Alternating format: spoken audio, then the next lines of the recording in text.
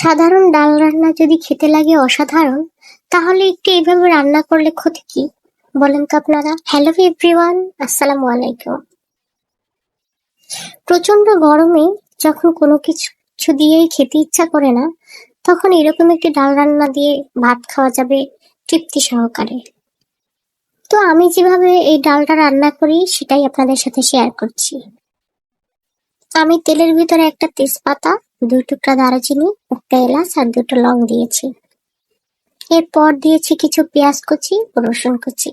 এগুলো দিয়ে আমি ভালোভাবে একটু নেড়ে চেড়ে ভেজে নিচ্ছি। পেঁয়াজের কালারটা যখন হালকা বাদামি কালার হবে, তখন এর মধ্যে আমি মরিচ, হলুদ আর লবণ দিয়ে মিশিয়ে নেব। এখন আমি এগুলো সব একসাথে হালকা টেলে নিচ্ছি।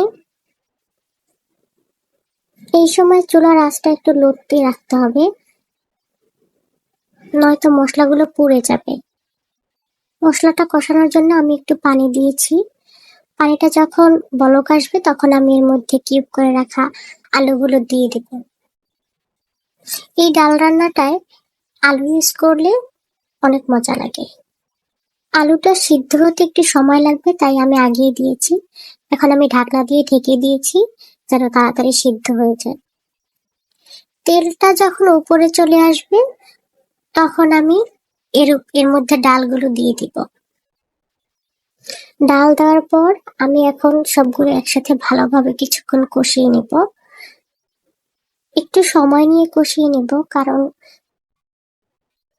যত কষাবো তত এর স্বাদ বাড়বে। এখন আমি ডালের মধ্যে পানি দিয়ে দিব। আমি পরিমাণ মতো পানি দিয়েছি, যতটুকু আমি পাতলা রাখতে চাই আর কি। ডালে বলক চলে আসার পরে আমি ঢাকনা দিয়ে দিয়েছি, কারণ এটা সিদ্ধ হতে একটু সময় লাগবে। ডাল সিদ্ধ হয়ে যাওয়ার পরে আমি এখানে টেনে রাখা জিরার গুঁড়ো দিয়ে দিয়েছি। এই জিরার গুঁড়োটা ইউজ করলে ডালের ঘ্রাণটা অনেক সুন্দর আসে আর টেস্টও বেড়ে যায় অনেক। সাধারণ ডাল কিভাবে অসাধারণ হয়ে গেল দেখলেন তো? আপনারা একবার এভাবে ট্রাই করে দেখতে পারেন, খারাপ লাগবে না। আমার জন্য দোয়া করবেন।